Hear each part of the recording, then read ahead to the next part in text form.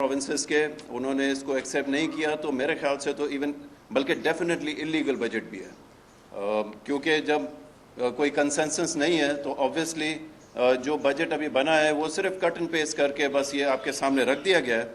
और इसमें सिर्फ और सिर्फ जिस तरह डॉक्टर साहिबा ने भी बताया और खोकर साहब ने भी बात की कि सिर्फ और सिर्फ मोस्टली कट एंड पेस्ट करके बजट सामने पेश कर दिया गया है, just number games, number playing की गई है। जिस तरह डॉक्टर साहब ने बताया कि ऑलरेडी तकरीबन 11 से 12% जो शेयर था प्रोविंसेस का वो ऑलरेडी काट दिया गया है। और जो लास्ट अचीव टारगेट था हमारे पिछले साल का, जो कि शुरू में स्पेशली इनडायरेक्ट टैक्सेस की अगर बात करें तो शुरू में वो था 3.473 ट्रिलियन, उसके बाद उन्होंने अचीव किया है 2.285 ट्रिलियन।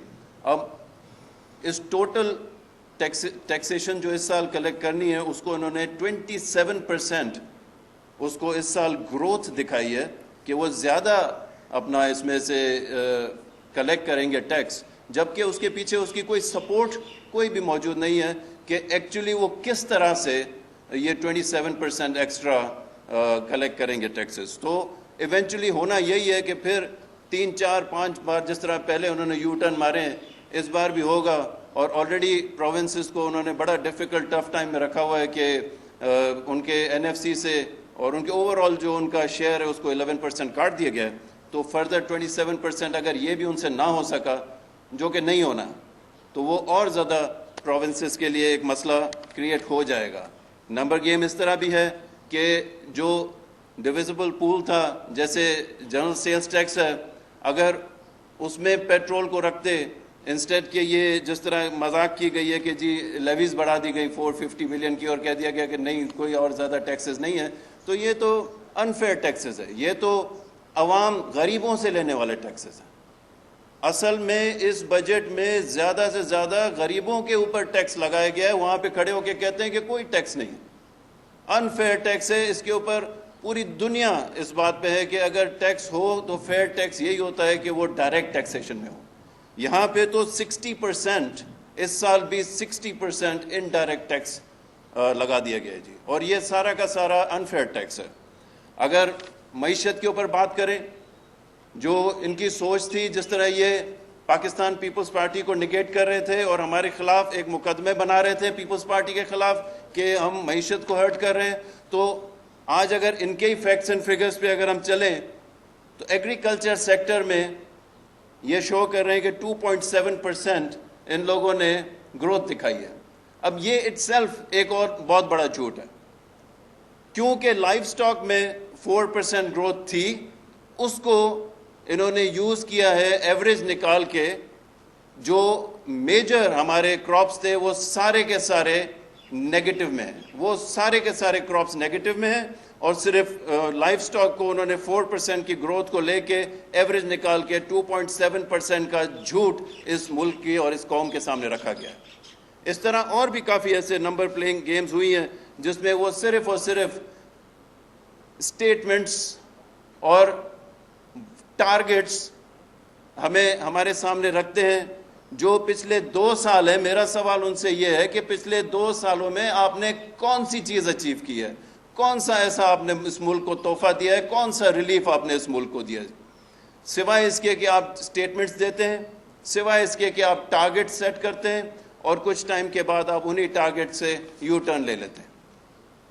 अगर हम ऑब्वियसली अगर एग्रीकल्चर पे ही बात करते हुए मैं इसलिए उस पर ज़्यादा एम्फेसाइज कर रहा हूँ क्योंकि एग्रीकल्चर वो सेक्टर है जो अबाउट 18 to 19% जीडीपी में कंट्रीब्यूट करता है। एग्रीकल्चर सेक्टर वो सेक्टर है जो 45% of the total labour force को, पाकिस्तान की 45% of the total labour force को एम्प्लॉय करता है।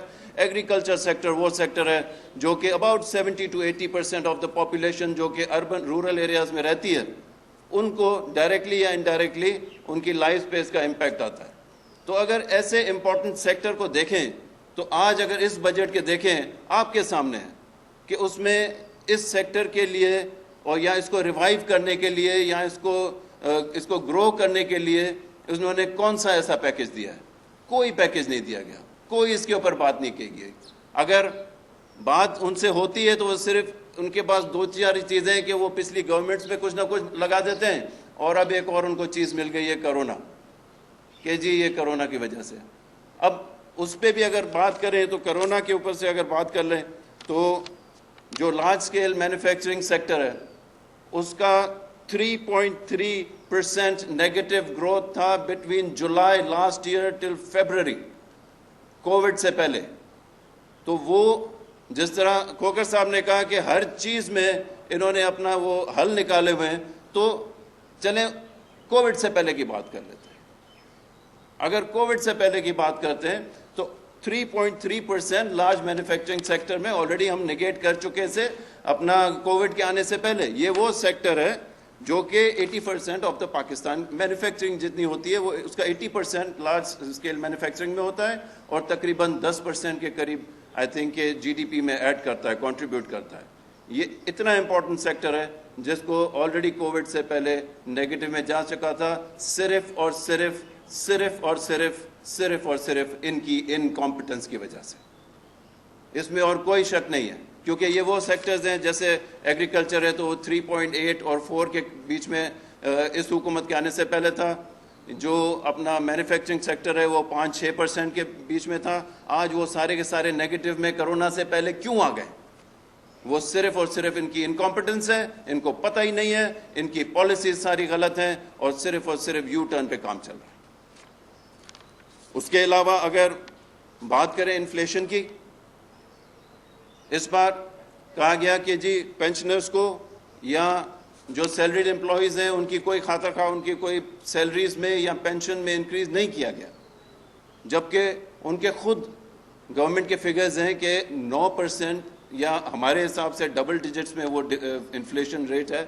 تو جو پچھلے سال جو ایک عام غریب بندہ یا سیلریڈ بندہ یا پینشنر وہ جو زندگی گزار رہا تھا, اس سال اس کی جو سیلری یا جو پینشن ہے وہ 10% اس کے ویلیو کم ہو جائے گی, کیونکہ انفلیشن جب 10% اس سال بڑھے گی تو آٹومیٹکلی اس غریب بندے کو, اس سیلریڈ کلاس کو یا نیچے والی سیلریڈ گریڈز کو یا پینشنرز کو اب 10% کم پیسے ملیں گے گزارا کرنے کے لیے.